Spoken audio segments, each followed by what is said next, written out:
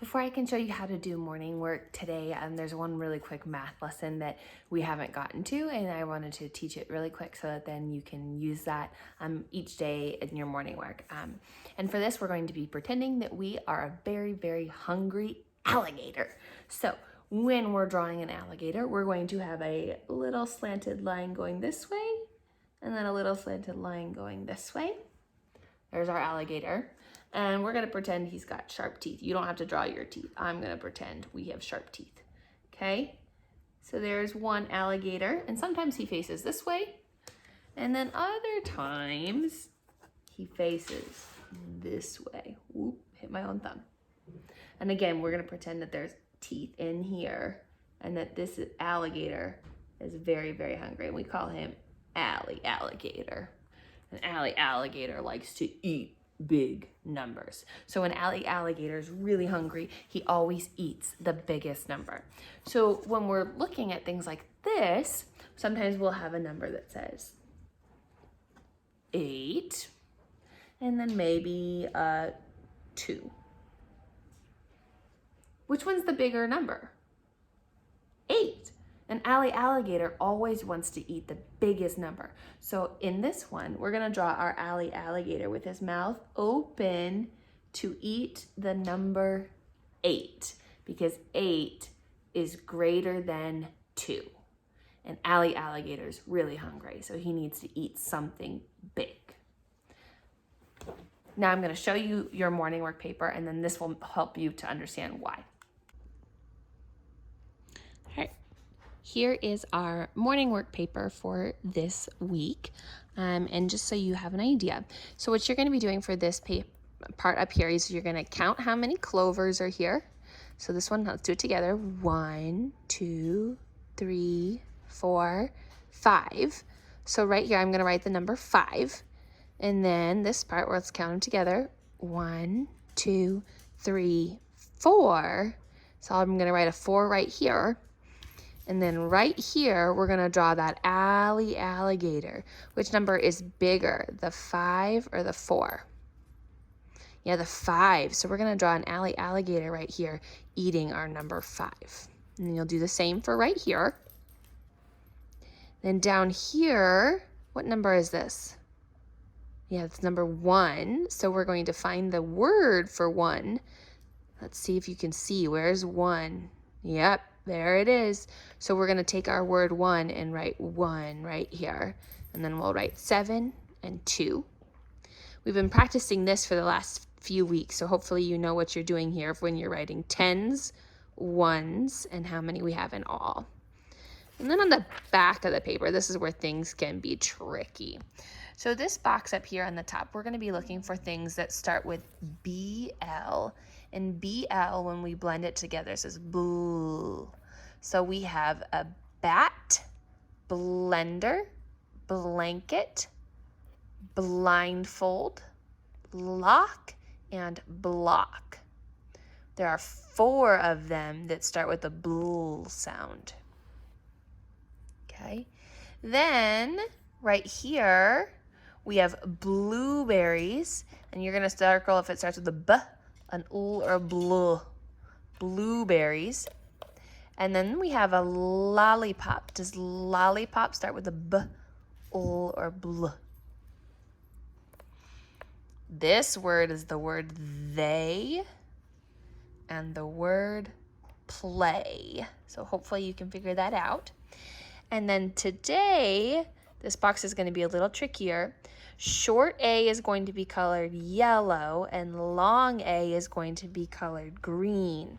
Remember, long A says A, and those you're going to color green. So if it says A, like apron, you're going to color it green. And if it's short A, like apple, you're going to color it yellow, like an, an. You're going to need to write the word hose down on the line and the word den on this line. Okay? Hose and den. There's your morning work paper for today. For math today, we are going to keep looking at how much it takes to cover a certain area. So we are going to be using these dog squares today to cover rug number 1 and rug number 2. So you're going to start by cutting out the dogs, and then you're going to place them right next to each other on rug number 1, and then you'll write how many dogs you needed to cover rug number 1, and then you'll cover rug number 2, and then you'll write how many dogs you needed to cover rug number 2. Then you're going to count how many dogs you needed in all to cover the rugs and write that number here. And then you're going to have to circle the rug that needed more dogs. I'm going to teach you right now how to do these number bonds. So we call these number bonds, or sometimes we call them number partners. You all remember them as whole, part, part. And I'm going to show you right now how to do those. All right, early on in the beginning of the year, we were using a plate when we were talking about whole, part, part. And we talked about how the whole number was the big part of the plate, and then the two parts were down on the bottom. So we then switched to using something that looks like this, where the whole number is a big circle, and then we have two lines coming off of it for the two parts. Well, today we're going to be using this same circle, but instead of having the whole number at the top, watch what happens. It fell over. But guess what? Even when it falls over, the whole number still has two parts coming off of it. And that's what we're going to be working on with math today. And I'm going to show you a little bit more about what it looks like. So again, this is going to be your whole number. Now, the whole number always has two parts coming off of it. The parts don't have anything, but they're connected to the whole number, but they only have one line. The parts have one line. The whole number has two lines touching it. So that's how you know which one the whole number is. The whole number is also always going to have a bigger circle, because sometimes they like to trick you and have it look like this, or sometimes like this. And you always just have to remember the whole number is going to be your big circle, and the parts are going to be your two smaller, and your whole number always has two lines touching it. Okay? I'm going to show you a little bit more about what this is going to look like. Okay, for these problems on your math paper, you're working with that whole part. And again, your whole number is going to be the big circle, and your parts are these two smaller circles. And to help us out today, I have a big whole part chart and some counters. So we're going to be starting by making this problem. So we need one part and then 4 in our second part. So we're going to put one counter in the top and 4, 1, 2, 3, 4 in the bottom.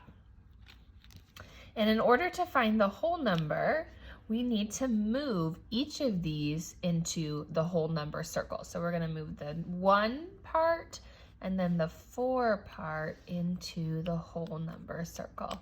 And then we're going to count to see what our whole number is. 1, 2, 3, 4, 5.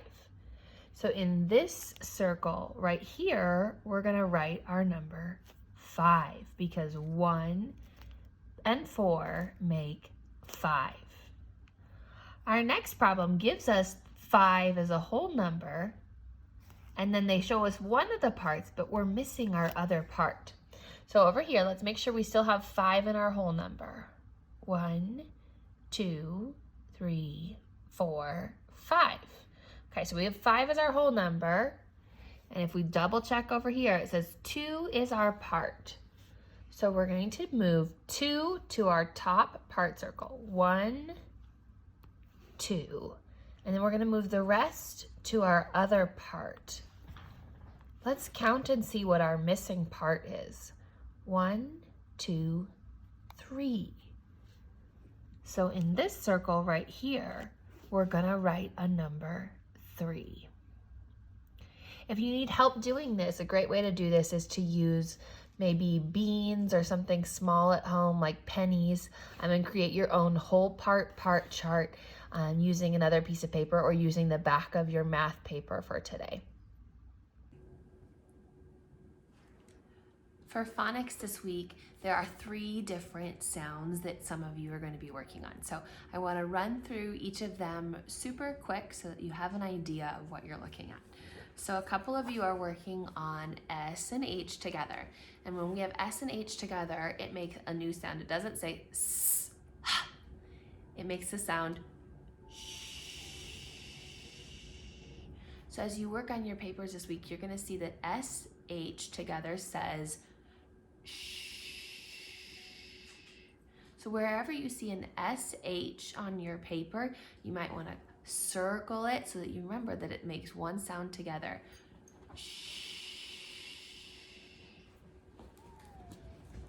The rest of you are working on the A sound. Some of you are doing long A that says A, and others of you are doing short A that says apple. Do that with me again. A, apple. If you're doing apple, it has just one letter A. And it'll have maybe an M and an N, and it'll make the word man. And A is gonna say apple. Others of you, though, are working on A. And in order to get that A sound, you have to have 2 vowels together. Our vowels, remember, are A, E, I, O, U, A, E, I, O, U, A, E, I, O, U, and these are our 5 vowels. So we've got 2 vowels today, A and I. And when A and I go walking together, when 2 vowels go walking, the first one does the talking, and that A is going to say A, and I is not going to say anything at all. Also, with the letter A, sometimes there's a Y that comes after it, and the Y is going to act like a vowel here as well. And so when there's an A followed by a Y, it's going to say A as well, and the Y is not going to make any noise. So both of these are going to say our long A sound.